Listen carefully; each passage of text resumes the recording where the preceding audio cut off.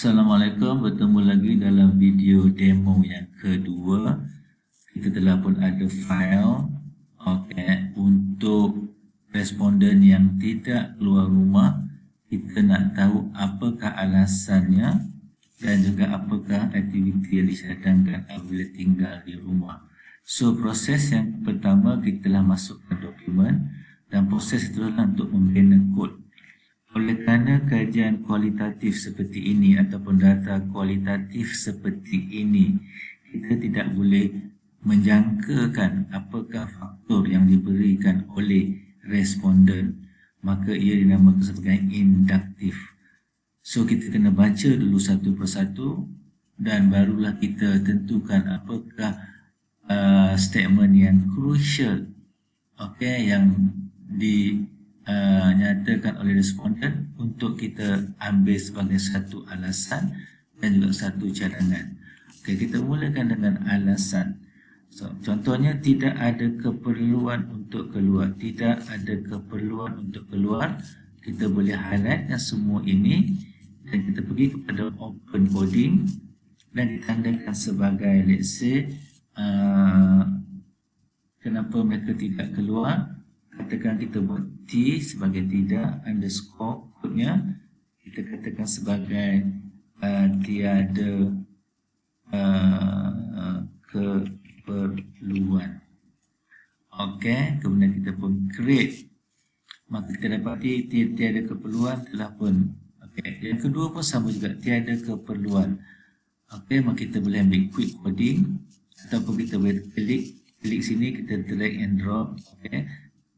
Code, ambil tiada keperluan, kita drag and drop kat sini, muncullah tiada keperluan di situ. Government order.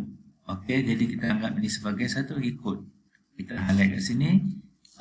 Open coding, kita katakan ini sebagai yang tidak dengan alasan ikut arahannya, ikut arahan. So kita pun create, muncullah ikut arahan kat sini. So, semua keperluan mencukupi ini sama seperti tiada keperluan. So, kita ambil dekat sini, maka dia tiada keperluan. Kita tarik ke sini, kita akan dapati tiada keperluan. Kerana arahan kerajaan. So, arahan kerajaan adalah ikut arahan, tarik dekat sini. Mematuhi arahan pun sama. So, kita ambil ikut arahan. Kita klik kat sini. Kemudian arahan.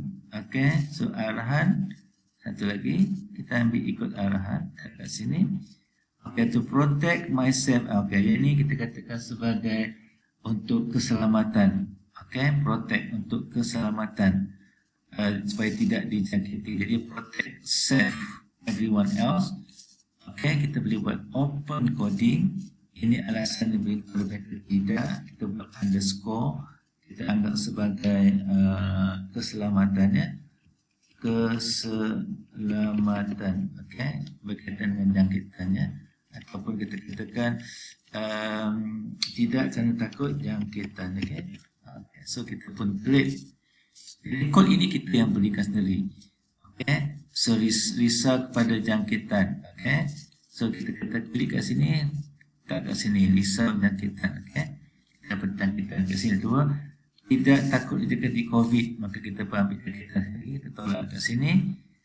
Takut terkena wabak. Ini pun jangkitan. Kalau dia berulang kali, kita boleh klik out quick coding. Sama juga ada jangkitan. Jadi itu yang kita lakukan untuk sampailah habis. Kita pergi pula yang kedua, iaitu tiada cadang kata. Kita dah habis bawah.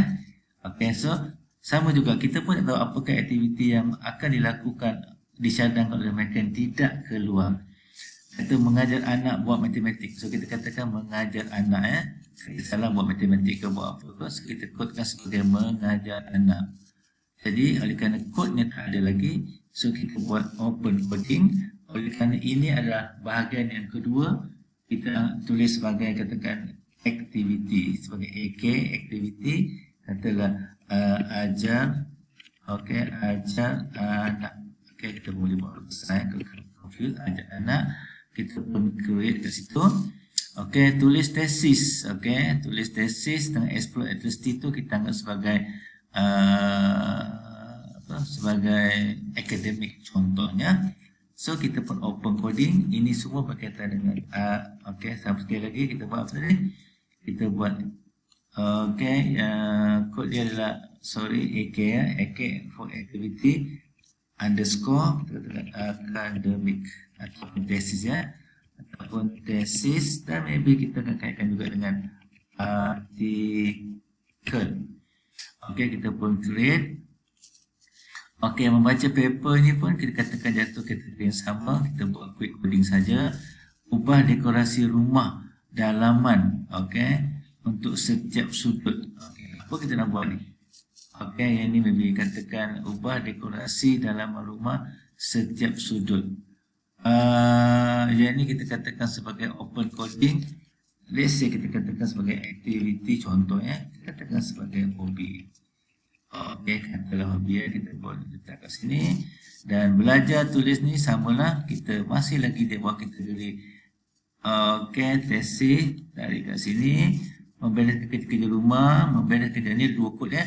Membereskan kerja rumah, ini satu kod lagi, kita katakan sebagai let's say kerja rumah okey, kerja rumah. So kita open coding, terus tu AK activity kerja rumah, kita pun record. Okey, belajar yang belum beres itu maybe berkaitan dengan tesis. So kita ambil kat sini, mana ada dua kod kat situ. Beramal bersama keluarga, okey, beramal bersama keluarga kita katakan sebagai ibadah. Contohnya kita open, kita buat itu activity underscore ibadah, kita pun create.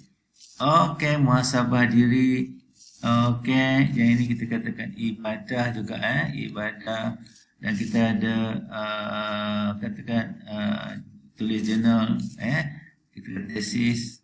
Okey, kita pilih tesis okey, kita pilih tesis, tarik kat sini. Okey, baca buku kita anggap berkaitan dengan tesis ya. So kita buat quick coding. Analisis data pun kita buat quick coding sebab dia kod yang sama berulang. Baca buku pun berkaitan dengan tesis juga okey, quick coding.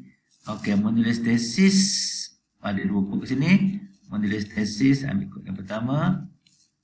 Okey, menulis tesis, quick coding, dan mengemas rumah. Ini kita katakan kerja rumah kerja rumah, ada kat sini. So itulah cara kita lakukan untuk kod sampailah kita habis ke bawah. Okey, selepas ini saya akan tunjukkan apa yang kita boleh buat dengan kod ini untuk mendapat tema-tema. Okey, itu saja. Assalamualaikum warahmatullahi wabarakatuh. Jumpa dalam video yang kedua. Okey, setakat ini kita telah pun ada 26 quotation yang kita cuba kodkan tadi, iaitu inilah bilangan kod-kod yang telah berjaya kita dapat. Yang paling banyak setakat ni adalah tulis tesis diikuti dengan tulis tesis bagi aktiviti. Okey, kalau ikut arahan jangkitan keperluan tu, maknanya ikut arahan kita ikuti jangkitan setakat ni yang paling banyak. Okey, itu saja.